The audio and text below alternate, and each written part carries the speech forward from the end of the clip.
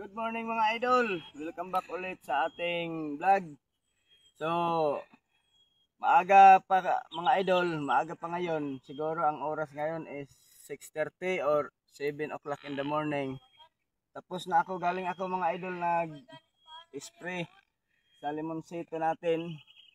Nag-spray ako galing, so tapos na. Ang ini-spray ko is fungicide.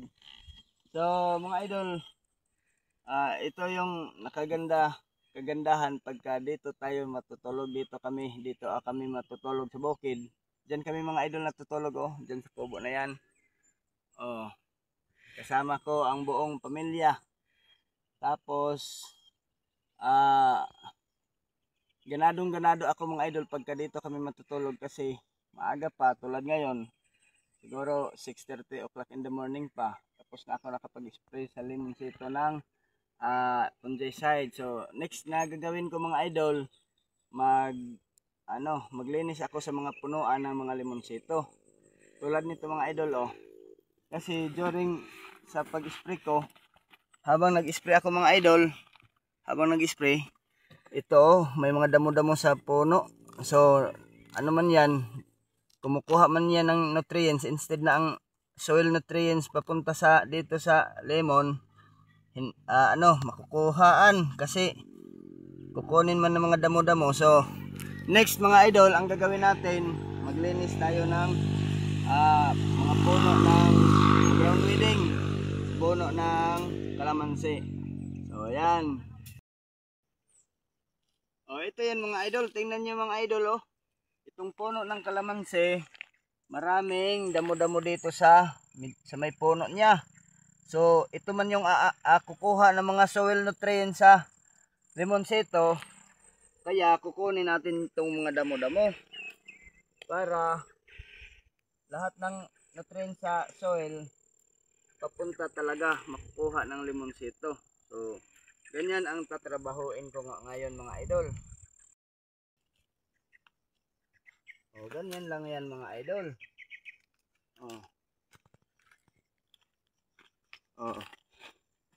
Diba? Marami na talagang damo. Wala nang makukuhang nutrients tong limonsito natin. So yun mga idol, tapos na tayo lahat, na round weeding na natin lahat. So dahil tapos na tayo mag round weeding, ang gagawin na naman natin ang ibang puno natin ng limonsito, kasi may mga native chicken dito. Kinaskas yung puno ng limonsito, ang iba ay natutumba.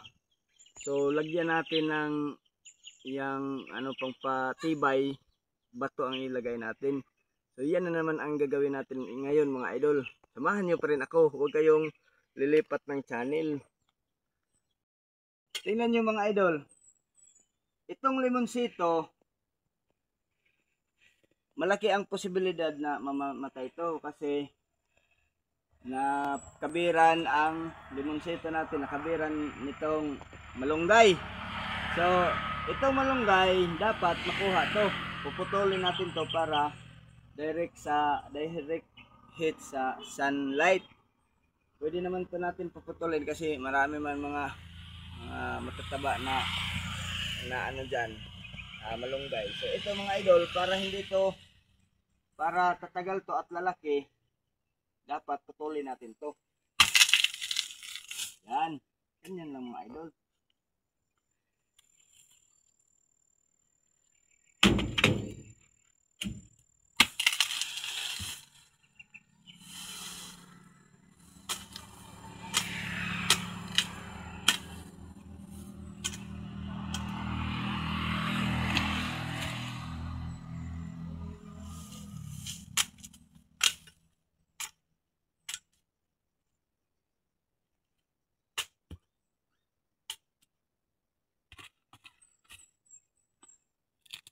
Kung nakikita nyo mga idol, okay na.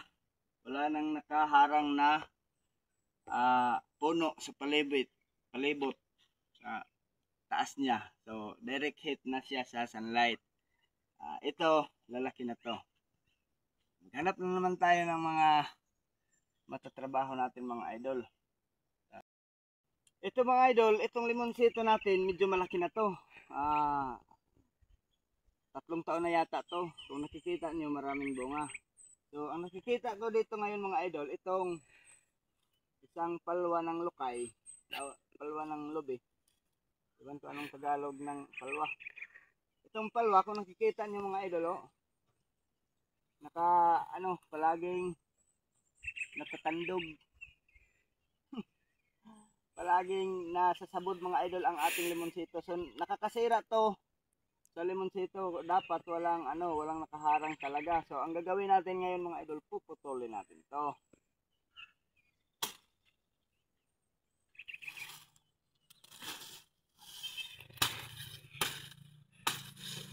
So, ito mga idol, yun pa rin.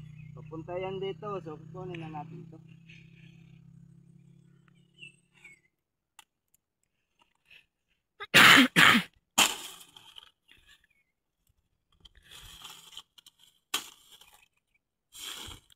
Oh, malinis na mga idol. Maraming bunga. So, next month nito siguro. Magkakaroon na to. Baka pag-harvest na tayo nito. Oh, ito na naman mga idol. Isa na sa nakikita ko dito. Halos 1 metro lang yung layo ng lube at saka ito. So, habang lumalaki ito, palaki ng palaki din itong puno ng niyog. So, malaki ang posibilidad na ang mga branches, yung mga palwa nito, matatabunan ang puno ng limonsito. Mamamatay or hindi makapagbigay ng magandang bunga to. So, ang gagawin natin to ngayon mga idol, kukunin natin to at ililipat natin sa walang makaharang. So, yan ang gagawin natin ngayon mga idol.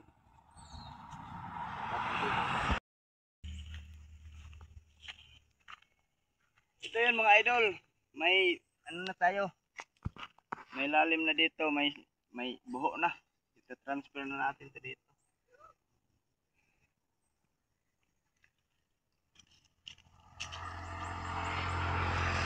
Medyo uga yung lupa mga idol. Uga dapat to, transfer tayo dapat yung tag-ulan, yung malakas ang ulan ba. So, lagyan ko mga idol ng goat manure.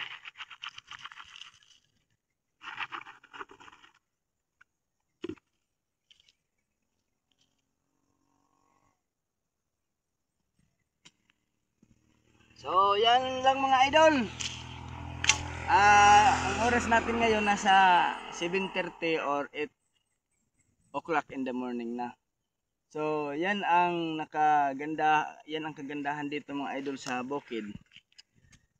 Kung hindi kami natutulog dito ngayong oras, wala pa akong nagagawa. Lagi lang pagkatapos ng magkape, mag-almusal, pagkatapos ng almusal, aantukin na naman kasi walang magawa. Pero ngayon, 7:30 or 8 o'clock in the morning pa, pero marami na tayong nagagawa at saka medyo napawis-pawisan na tayo. So, yun mga idol.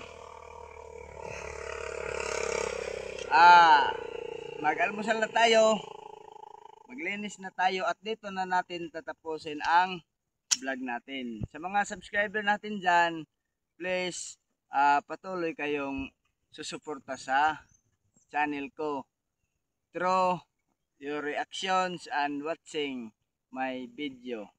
So, sa mga nakakita ng video ko, kung may gusto kayo na gagawin ko o gusto nyo na i-picture ko sa vlog natin, you can comment down below para gawa natin ng content or gawa natin ng video.